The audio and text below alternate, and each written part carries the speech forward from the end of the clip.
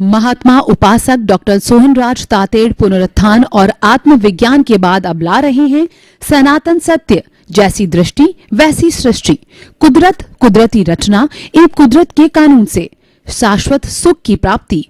Log in करें www.drsohanrajtater.com, YouTube channel doctor Sohanraj Tated, play store से download करें mobile app doctor Sohanraj Tated.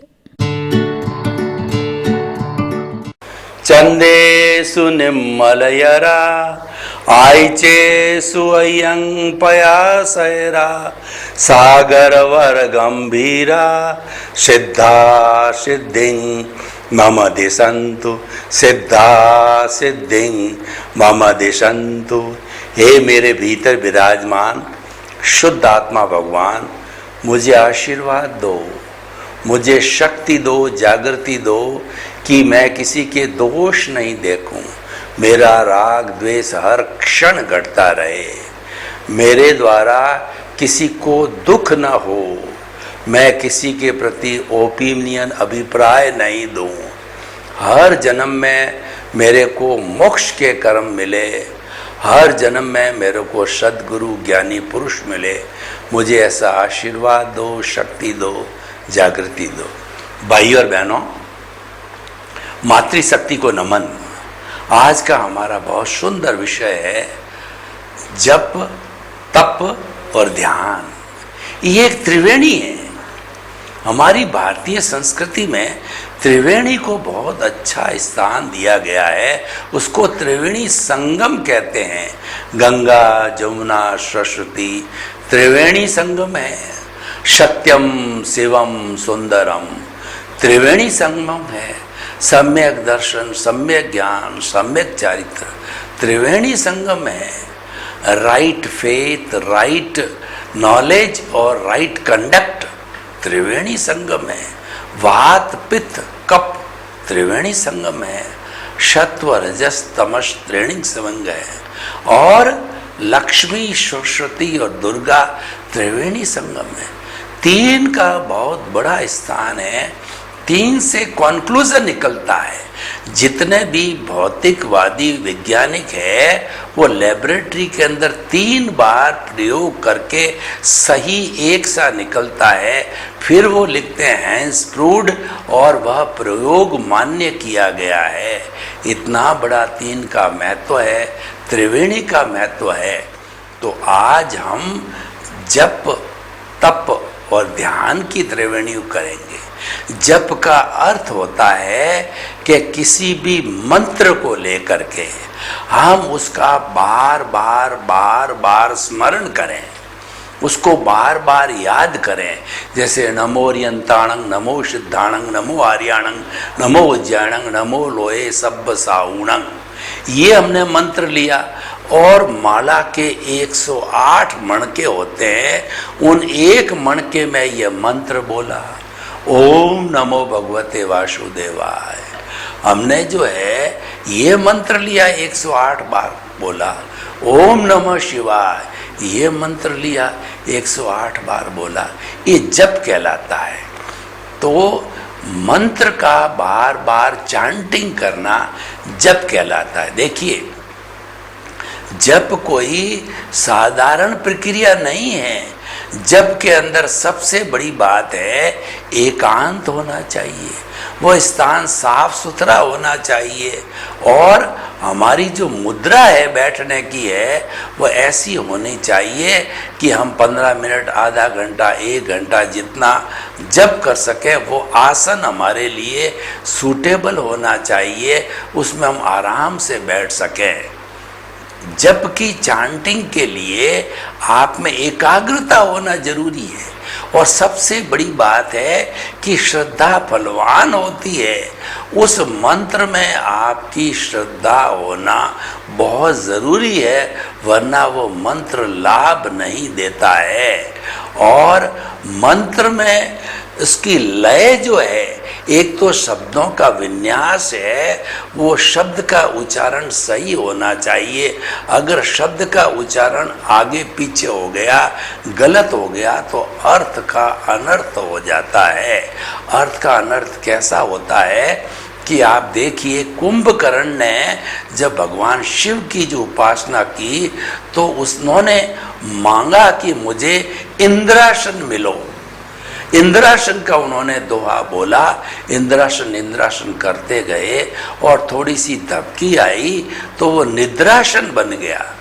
और जो ही निद्रासन निद्रासन बोला क्यों ही जो है भगवान ने कहा कि जो है वो तथास्तु, और कुंभकर्ण को निद्रासन का आशीर्वाद मिला तो वह 6 महीने सोता और 6 महीने खाता पीता। इतनी उसकी बड़ी खुराक थी, टनोबंद खुराक थी, और पूरा 6 महीने सोता था।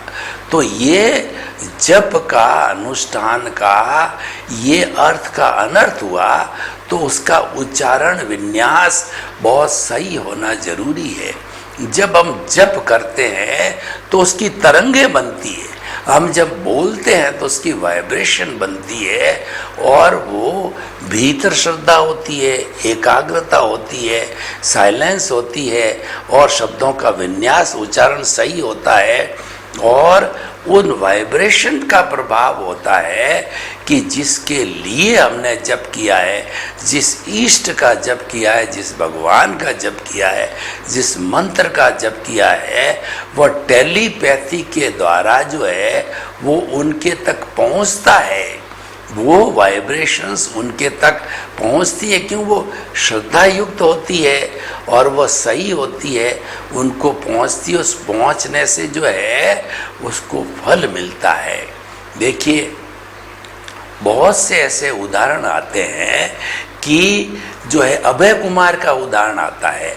तो अभय कुमार राजा श्रेणी का मंत्री था, तो राजा श्रेणी की पत्नी को जो है वो दाहोद हुआ, दोहद हुआ। दोहद का अर्थ होता है कि जब प्रेग्नेंट होती है तो कोई न कोई इच्छा जागृत होती है, तो उनको इच्छा जागृत हुई कि बिन बादल बरसात कराओ, बरसात होनी चाहिए।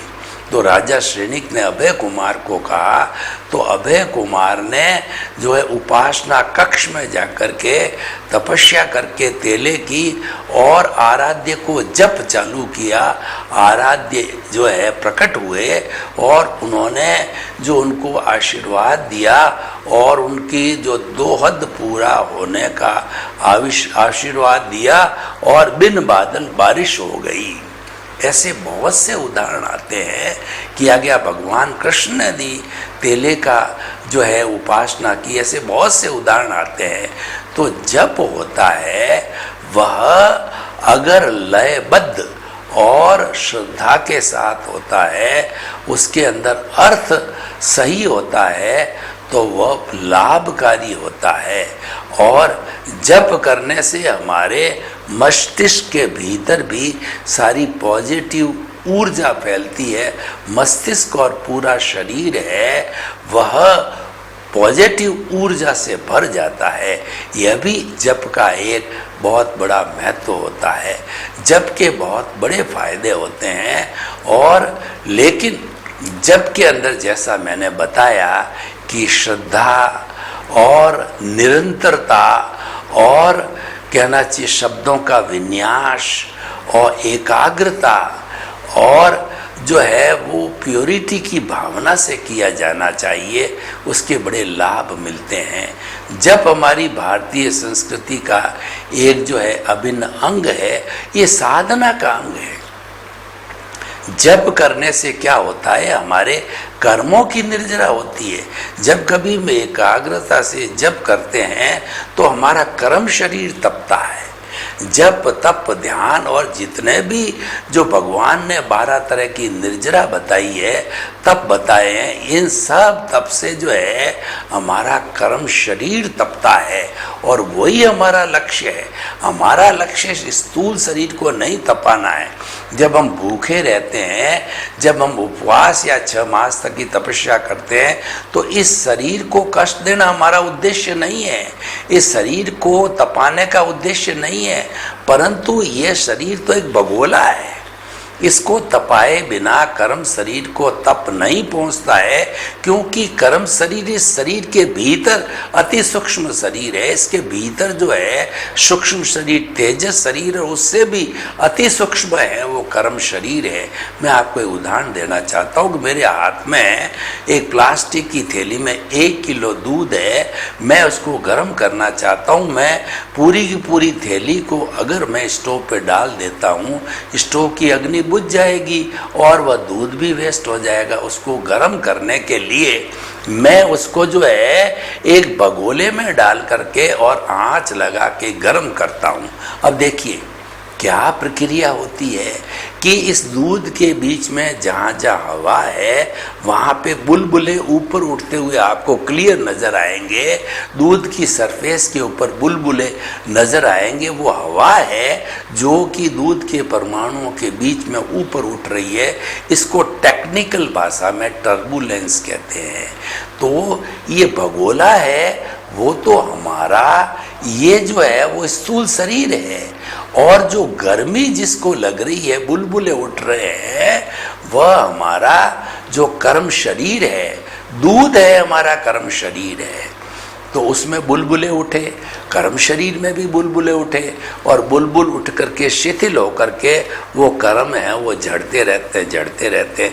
जैसे कि बुलबुले ऊपर आए, ख़त्म हुए, ऊपर आए, और सारा दूध जो है गर्मी पा करके पूरा दूध गर्म हो गया, यानी जो हमारे कर्मों की निर्जरा हो गई और वो कर्म शरीर शिथिल हो गया, काफ़ी कर्म जड़ गए। तो इसीलिए हमें तपाना है कर्म शरीर को, और जब एक बहुत अच्छा माध्यम है कर्म शरीर को तपाने का, जब तो स्थूल शरीर से किया जाता है, लेकिन मैंने जैसा उदाहरण बताया है हमारा मकसद कर्म शरीर को तपाना है, और जब के माध्यम से सीधी गर्मी है वह जो अति सूक्ष्म शरीर कर्म शरीर को मिलती है, और इसी को निर्जरा कहते हैं, आंशिक निर्जरा। और जब पूर्ण निर्जरा हो जाती है तब हम जो कॉजल बॉडी जीरो होकर के हम सिद्ध बुद्ध और मुक्त बन जाते हैं। अब हम दूसरा पॉइंट लेते हैं, तप। तप का अर्थ होता है तपना। तो वही बात है कि तपना किसको, इस भगोले को तपा करके जो स्थूल शरीर को तपाना है वह सूक्ष्म शरीर को तपाना है। तो इसीलिए सारा तप किया जाता है। तप एक शोधन की प्रक्रिया है।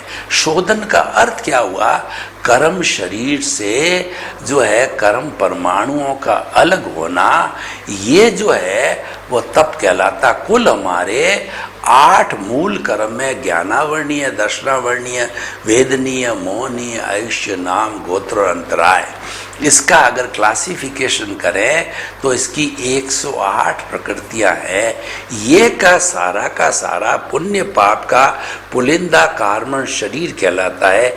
ये आत्मा के साथ के अंदर जन्म जन्मांतर से जुड़ा हुआ है, और जब ये शिथिल होकर के कर्म अलग होते हैं, जिसको dissociation of the karma from the causal body is called the nirjara, उसको भगवान ने धर्म कहा है। निर्जरा निष्पत्ति है और संवर एक साधना है।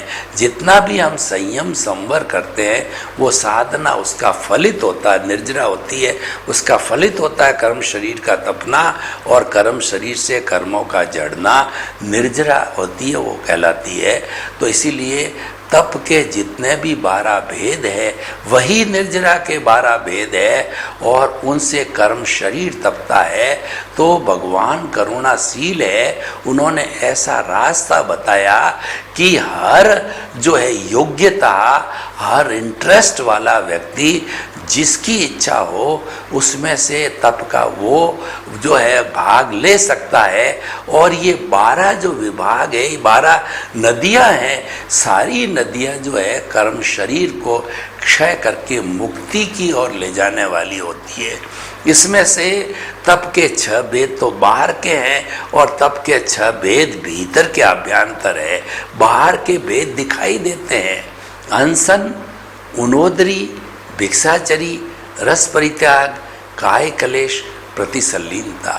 क्योंकि तप की बात चल रही है तो मैं इसका विवेचन करता हूँ। अनशन का अर्थ होता है उपवास लेना, देखिए, एक वैदिक परंपरा का उपवास होता है, उसके अंदर फलाहार वगैरह ऐसी चीज़ें ली जाती है। और जैन धर्म का जो उपवास होता है, सिर्फ पीने के पानी के अतिरिक्त कुछ भी नहीं लेना, वो उपवास कहता है। 2 की तपस्या, 4 की तपस्या और 6 महीने की तपस्या, ये सारी तपस्या तप के भाग में आती है, ये अनशन के विभाग में आती है। और दूसरा है उनोदरी। उनोदरी का अर्थ होता है जितनी आपकी भूख है उससे कम भोजन करना। 5 रोटी की भूख है, 4 रोटी खाना, ये बहुत कठिन है। उपवास करना सरल है, लेकिन जब थाली पर बैठते हैं, भूख लगी हुई है, 5 रोटी हम खाते हैं और आपको कहे नहीं 4 रोटी खाओ, तो बड़ा ही आपको फील होता है और कठिन काम है। लेकिन जो व्यक्ति जे कम में सूरा से दम में सूरा, जो धर्मवीर होते हैं, जो कर्मवीर होते हैं, वही धर्मवीर होते हैं, संकल्पशील व्यक्ति होते हैं, तो वह निर्जरा भी कर लेते हैं। तो ये भूख से कम लेना निर्जरा एक तपस्या है। तीसरा होता है और भिक्षाचरी। भिक्षाचरी 2 भागों में बटी हुई है। एक तो जो हमारे साधु सन्यासी है, जिनके रसोई नहीं होती, घर नहीं होता, संबंध नहीं होता, वो लोग भिक्षा मांग कर खाते हैं। वो घर घर जाते हैं। जैसे गौ होती है, आपने कभी देखा होगा, गाय है, किसी भी जो है पौधे को बूटे यानी जड़ सहित उखाड़ के नहीं खाती। उसके ऊपर ऊपर की पत्तियां 1 जगह, 2 जगह, 4 जगह, 5 जगह खाती, जड़ से किसी को उखाड़ती नहीं है। उसको गोचरी कहते हैं। इसको माधुकरी भी कहा जाता है। माधुकरी का अर्थ होता है जो भंवरा होता है, एक फूल से परागण लिया, फिर दूसरे पे, तीसरे पे, चौथे पे थोड़ा थोड़ा थोड़ा सारा परागण जो है वो लेता रहता है, वो माधुकरी वृत्ति कहलाती है। जो साधु होता है, क्योंकि एक जगह से उसको लेना नहीं है, एक जगह से ले लिया जाए और उसने दान दे दिया तो बेचारा दान देने वाला भूखा रह जाएगा, वो साधु के लिए कल्पनीय नहीं है। वह तो उसको कष्ट देना हो गया। इसलिए थोड़ा थोड़ा टुकड़ा लेकर के और कई लोगों का व्रत निपटाया जाता है। और जो लोग गृहस्थी है, उसके लिए भिक्षाचरी का मतलब व्रति संक्षेप, वो द्रव्यों की सीमा, उसके सामने शादी ब्याह में गए और 50 द्रव्य पड़े हैं, उसमें से अगर 5 द्रव्यों की सीमा तो 5 लिए, 7 की सीमा तो 7 लिए, ये व्रति संक्षेप है, ये द्रव्यों की सीमा है। और ये जो है भिक्षाचरी के अर्थ में आता है, यह भी ये संयम है। जितना जितना तप है वो सारा संयम है, और संयम का फलित है वो निर्जरा है। संयम एक साधना है, संयम एक संवर है। तो ये जो है हमारा वो अनशन, उनोदरी, भिक्षाचरी, रस परित्याग, कुल 6 तरह के रस होते हैं। वो दूध, दही, घी, तेल और कढ़ाई विधि यानी मिठाई और शहद, ये सब शरीर को पौष्टिक बनाने वाली है, शरीर को हष्ट पुष्ट बनाने वाली है। और जहाँ हष्ट पुष्टता आती है वहाँ शरीर के अंदर अब्रह्मचर्य की भावना, मादकता आती है। तो वो जो है अणुवृत्ति महावृत्ति दोनों को, महावृत्ति को तो बिल्कुल ब्रह्मचारी होता है, अणुवृत्ति होता है, स्वदार संतोष होता है। दोनों के शरीर के अंदर हष्ट पुष्टता नहीं आनी चाहिए। तब इन 6 जो है द्रव्यों में से जो है कोई 1 छोड़ता है, 2 छोड़ता है, 3 छोड़ता है, 4 छोड़ता है, 5 छोड़ता है, जैसे भी हो उसकी सीमा करता है। और वह जो कहलाता है वो रस परित्याग कहलाता है, ताकि शरीर में हष्ट पुष्टता नहीं बढ़े। तो रस परित्याग, काय कलेश, काय क्लेश का तो शरीर सदा हुआ होना चाहिए। फिजिकल हेल्थ, हमारी जो हड्डियाँ का जो ढांचा है उसके साथ में मसल्स जुड़े हुए रहते हैं, और ये मसल्स ही सारा शरीर का काम करते हैं। और बिना मसल के शरीर का मूवमेंट, हिलना डुलना, ऊपर नीचे, लेफ्ट राइट, ये नहीं हो सकता है। इन मसल्स को जो है वह डक्टाइल या उनको लचीला रखने के लिए हमें आसन प्राणायाम जो है ये हमें जो है वो अनशन, उनोदरी, भिक्षाचरी, रस पे काय क्लेश करना पड़ता है। शरीर को साधने के लिए काय क्लेश किया जाता है, वो भी धर्म की परिभाषा में है, निर्जरा की परिभाषा में है, तप की परिभाषा में है। उसको करने से जो है कर्म हमारे क्षय होते हैं, निर्जरा होती है।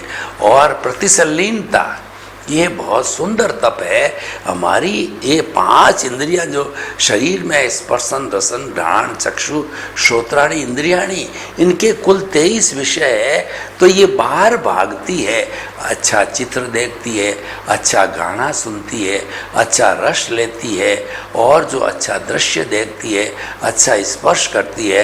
तो इन 23 विषयों को लेकर के वह भीतर हमारे कषाय को देती है।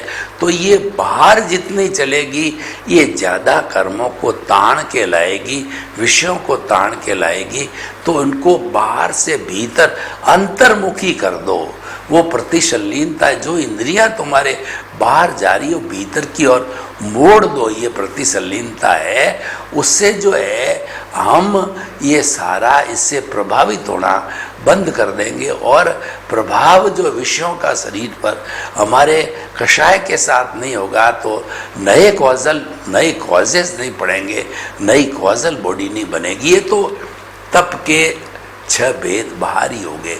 अब मैं ज़्यादा उपयोगी का मतलब वो ज़्यादा कर्म काटने वाला। देखिए, कर्मों के मामले में कम ज़्यादा का रेशियो रहता है कि, और वो सारा भावों से कंपेयर होता है। अशुभ भाव प्योरली कर्म बंधन है, शुभ भाव है वह कर्म को काटने का भाव है, पर साथ साथ में पुण्य का भी बंध होता है। उसको भोगने के लिए हमें फिर जो है मूवमेंट करना पड़ेगा मनुष्य गति या देव गति में। और एक होता है शुद्ध भाव। शुद्ध भाव का अर्थ होता है कि आप चेतना के साथ जुड़े रहो, आप जो है भेद विज्ञान करो, आप दृष्टि विज्ञान करो, आप ज्ञाता दृष्टा रहो। हरि अनंत, हरि कथा अनंत। आप कुदरती रचना और कुदरत के कानून को पालन करो, आप सनातन सत्य को समझो, ताकि कि आपको शाश्वत सुख की नींव लग जावे।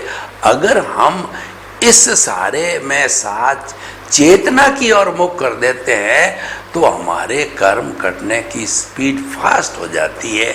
इसीलिए इसको अक्रम मार्ग कहते हैं।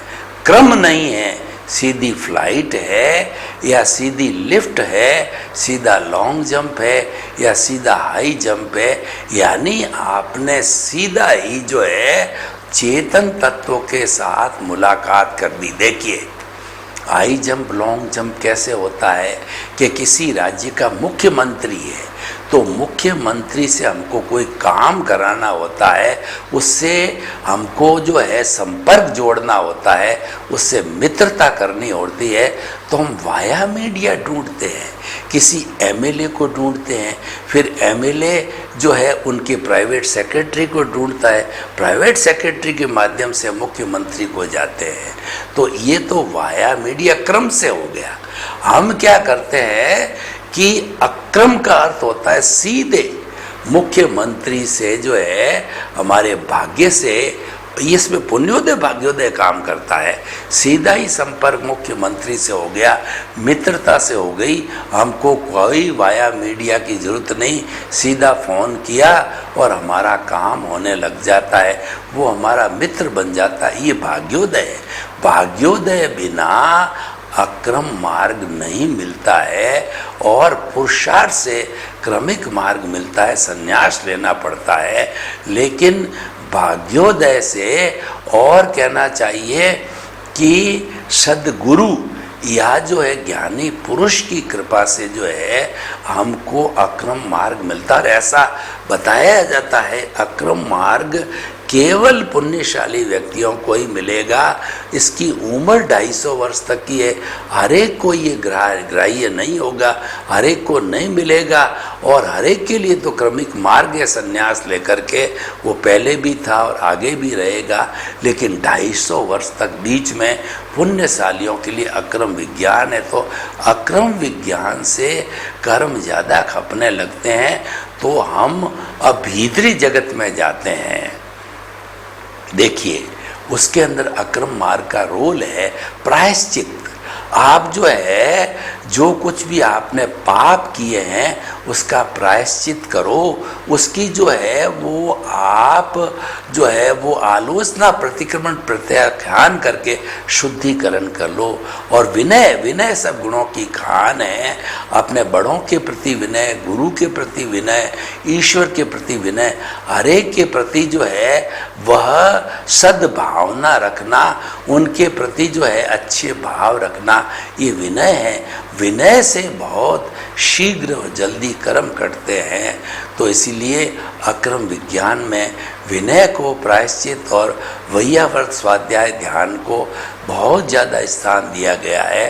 तो अब देखिए, प्रायश्चित, विनय, वैयाव्रत। वैयाव्रत का अर्थ होता है साधु सन्यासियों के लिए, जो ग्लान साधु है उनकी सेवा करना, उनको चित्त समाधि पहुंचना, बुजुर्ग साधुओं के लिए, गृहस्थों के लिए, उनके माता पिता है, वरिष्ठ नागरिक है, और जो बेचारे ऐसे गरीब जन हैं जो दुख भुगत रहे हैं, उनकी सेवा करना वैयाव्रत है। स्वाध्याय का मतलब खुद का अध्ययन करना, आत्मा का अध्ययन करना कि मन वचन काया से मुक्त ऐसा में शुद्ध आत्मा हूँ। मन वचन काया तथा उससे जुड़ी हुई हर अवस्था मात्र कुदरती रचना है, ऑटो मोड है, कुदरत से संचालित होती, उसकी क्रिएटर, ऑपरेटर, डेस्ट्रॉयर सारी कुदरत है। इसीलिए उसको कुदरती रचना की गई है, और वो कुदरत, कुदरती रचना, कुदरत के कानून से संचालित होती है। इसीलिए जो है वो स्वाध्याय हो गया।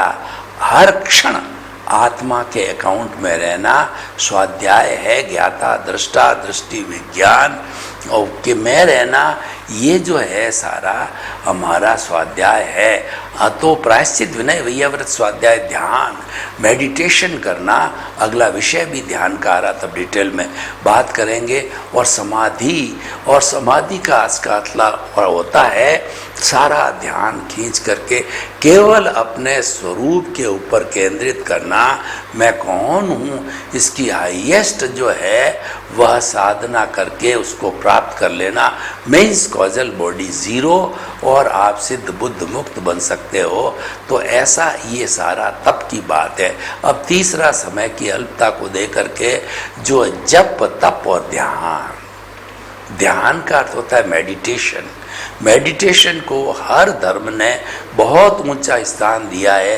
अगर हम पतंजलि के योग को देखें तो अष्टांग योग में भी यम, नियम, आसन, प्राणायाम, प्रत्याहार, धारणा, ध्यान और समाधि, ध्यान को ऊंचा स्थान दिया गया। और ध्यान की पराकाष्ठा समाधि है। हर धर्म ने यही माना है कि ध्यान के द्वारा कर्मों के पुलिंदे के पुलिंदे कटते हैं, यानी कर्म फास्ट स्पीड से करते हैं। और मेडिटेशन का अर्थ होता है किसी भी एक बिंदु के ऊपर, किसी एक आलंबन पे ध्यान करना, ये सालंबन ध्यान है। और अगर हम वह बिना किसी आलंबन के ध्यान करें तो निरालंबन ध्यान होता है। ये निरालंबन ध्यान अपने स्वरूप का ध्यान है कि मन वचन का ऐसे मुक्त, ऐसा मैं शुद्ध आत्मा हूँ। शुद्ध आत्मा अशरीरी है। मैं तो जो है वो अनंत ज्ञान, अनंत दर्शन, अनंत शक्ति, अनंत सुख का धाम है। ऐसे अपने स्वरूप की ध्यानकारी करना, ये निरालंबन ध्यान है। और ये शुक्ल ध्यान की अवस्था में आता है जब किसी कोई समाधि पहुंचने की अवस्था में होता है, मुक्ति की अवस्था में चला जाने वाला होता है, यानी कार्बन शरीर बहुत कम बचता है, तब निरालंबन ध्यान होकर के, निर्विचारता होकर के, समाधि की अवस्था को प्राप्त करके वह सिद्ध, बुद्ध और मुक्त बन सकता है। तो ये सारा ध्यान का हो गया। तो जप, तप और ध्यान तीनों त्रिवेणी हैं। तीनों का मुख्य उद्देश्य है कर्म शरीर को शून्य करना, और कर्म शरीर शून्य हो गया इसका मतलब आप मुक्त हो गए। सर्वे भवन्तु सुखिनः सर्वे सन्तु निरामया, लोक के सब जीवों को सुख शांति आनंद मिले और वो शांतिपूर्ण सहवास करके अपने जीवन को धन्य बनाए। ये जीवन धन्य कब होगा? ये सनातन सत्य कुदरत, कुदरत की रचना, कुदरत के कानून का अध्ययन करके पालन करके, ताकि आपकी रॉन्ग बिलीफ समाप्त करके राइट बिलीफ हो और आपके शाश्वत सुख की नींव बढ़े। लगे आपके प्रति शुभकामना मंगल भावना। ओम शांति। महात्मा उपासक डॉक्टर सोहनराज तातेड़ पुनरुत्थान और आत्मविज्ञान के बाद अब ला रहे हैं सनातन सत्य, जैसी दृष्टि वैसी सृष्टि, कुदरत, कुदरती रचना एवं कुदरत के कानून से शाश्वत सुख की प्राप्ति। लॉग इन करें www.drsohanrajtater.com, YouTube channel doctor Sohanraj Tated, play store से डाउनलोड करें mobile app doctor Sohanraj Tated.